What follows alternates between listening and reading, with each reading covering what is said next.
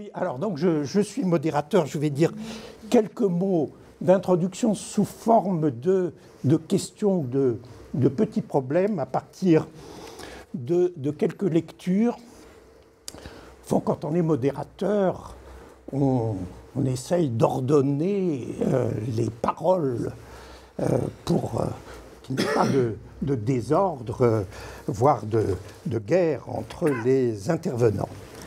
Alors, à propos de cette mise en ordre, et puisqu'il est question de création, et création par analogie notamment, comme nous allons l'apprendre par le premier intervenant, je voudrais partir d'une petite note dont j'ai déjà parlé l'autre jour auprès de François Ansermet, une note de Victor Hugo dans un de ses textes peu connus mais magnifiques qui s'intitule Le Rhin, qui est une suite de lettres de récits de voyage. Et il intervient, il a une petite note à propos des interventions des imprimeurs et des éditeurs sur le texte qu'il leur a remis. Dans la première lettre, il évoque une halte dans une auberge, il voyage en diligence, et il écrit « La maison est pleine de voix qui, alors on lit dans le texte donné par l'imprimeur, pleine de voix qui ordonnent. » Et Victor Hugo s'élève contre une correction qu'a faite l'imprimeur. Il a dit « J'avais fait un lapsus, en fait. J'avais écrit « La maison est pleine de voix qui j'ordonne. J-O-R-D-O-2-N-E. » Et il écrit ceci. L'imprimeur a eu grand tort de vouloir corriger ce lapsus parce qu'il fait sens et il ajoute, il signale d'autres exemples, d'autres mots qui ont été malencontreusement corrigés. Il ajoute ceci, ce mot « j'ordonnais » n'appartient pas, ne figure pas dans le dictionnaire de l'Académie et selon nous, le dictionnaire a tort. J'ordonnais, en un seul mot, j'ordonnais est un excellent mot de la langue française qui n'a pas de synonyme possible et qui exprime une nuance précise et délicate. Le commandement exercé avec sottise et vanité, à tout propos et hors de propos. Bon. Et donc il propose d'ajouter ce mot au dictionnaire.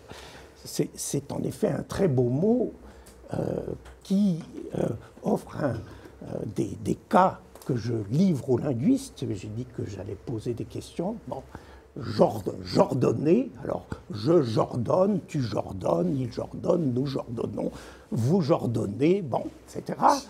On peut le mettre à l'imparfait, on peut le mettre au futur. Je me suis demandé ce que ça donnait à l'impératif. J'ordonne. Je vous obéirai. J'ordonne, j'ordonne, j'ordonne. J'ordonnez tous, j'obéis. Bon, il y a là quelque chose de paradoxal qui... Bon, je ne connais pas la réponse qu'on peut donner. En tout cas, il y a quelqu'un à qui ça n'aurait pas plu, cette remarque de Hugo, c'est Littré, le fameux Émile Littré, auteur du dictionnaire, qui, lui, alors j'en viens aussi à quelque chose pour un petit peu introduire à ce qui va suivre, qui est l'auteur du dictionnaire, qui a écrit dans la suite de son dictionnaire des réflexions sur, au fond, ce qui l'a gêné, embarrassé quand il a fait son dictionnaire.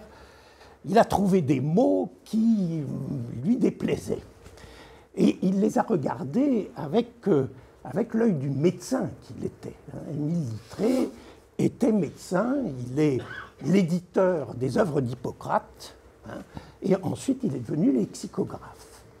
Et à la suite de son dictionnaire, il écrit un petit texte qui s'intitule « Pathologie verbale ou lésion de certains mots dans le cours de l'usage ». Ça a été réédité là, il y a plusieurs années par, je ne sais pas, la Bibliothèque nationale.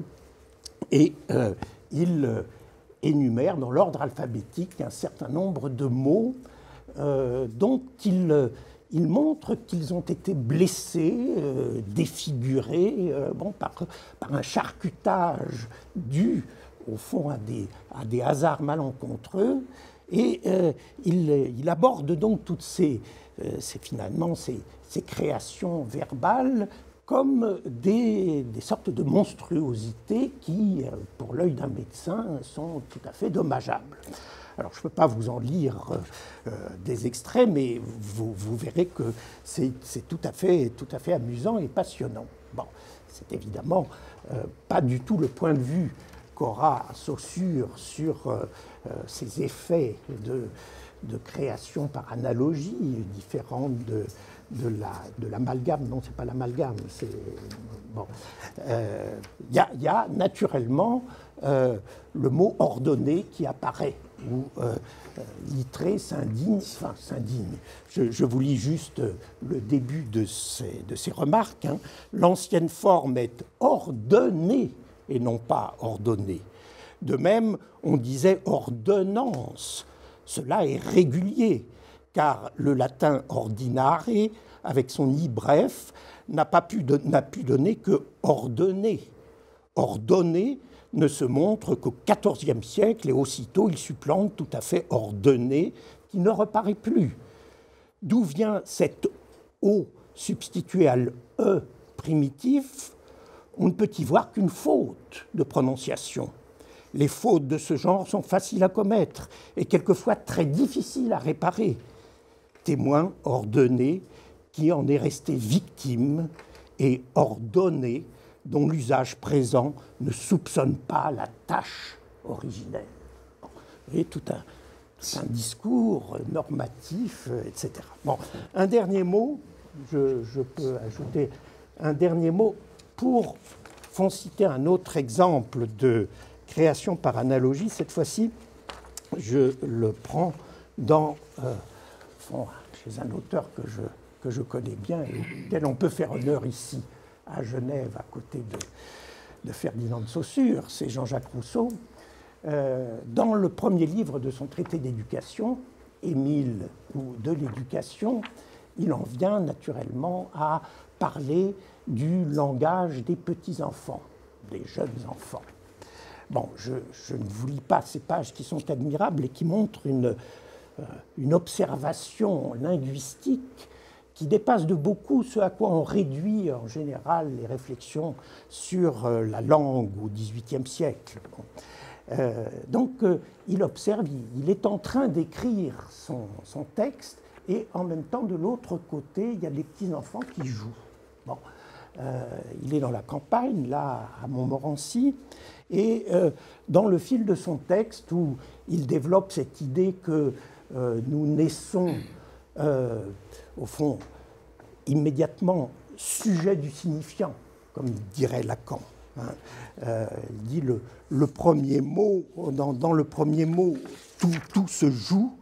Et il a cette phrase, au fond, dès le premier mot prononcé,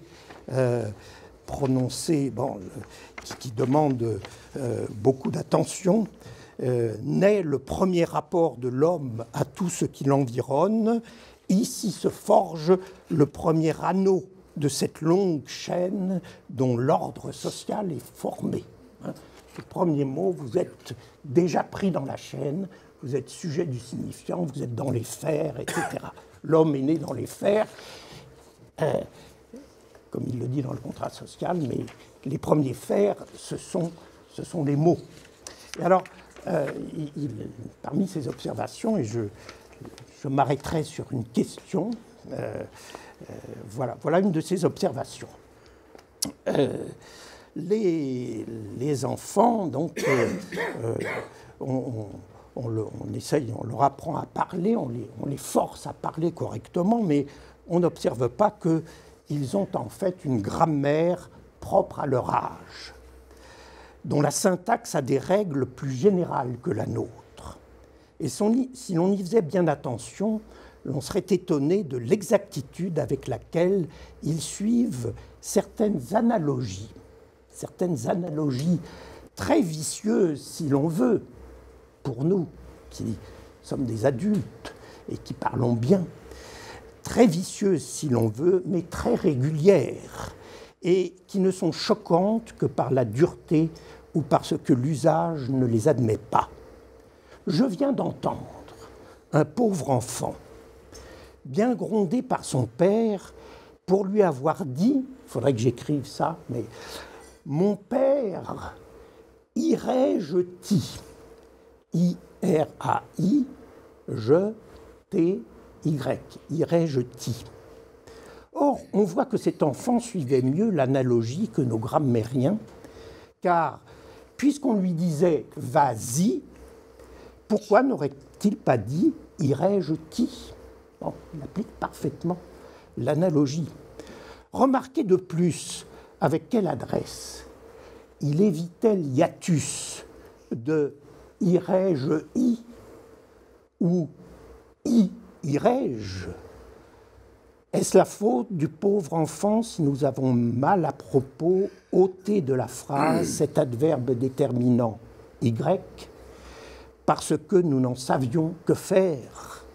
C'est une pédanterie insupportable et un soin des plus superflus de s'attacher à corriger dans les enfants toutes ces petites fautes contre l'usage, desquelles ils ne manquent jamais de se corriger d'eux-mêmes avec le temps. Bon, donc il y a là un début de création par analogie qui est immédiatement réprimé par, au fond, nos lois du bien dire. Bon, je m'arrête là. Bon, ça pose question, cet exemple, de même que j'ordonne, et bon, je le livre à la discussion.